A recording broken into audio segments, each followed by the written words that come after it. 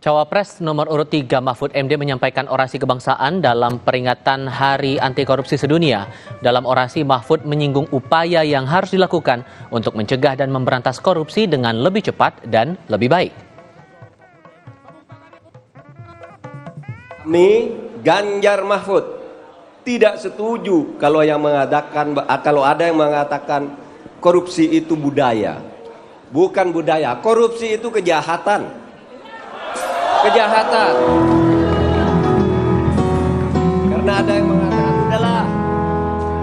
ada yang mengatakan udahlah, korupsi itu udah budaya, dimaklumi saja. Nggak bisa.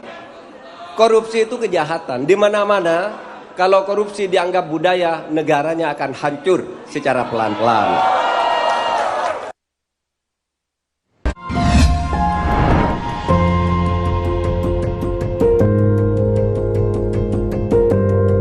Kompas TV, Rumah Pemilu.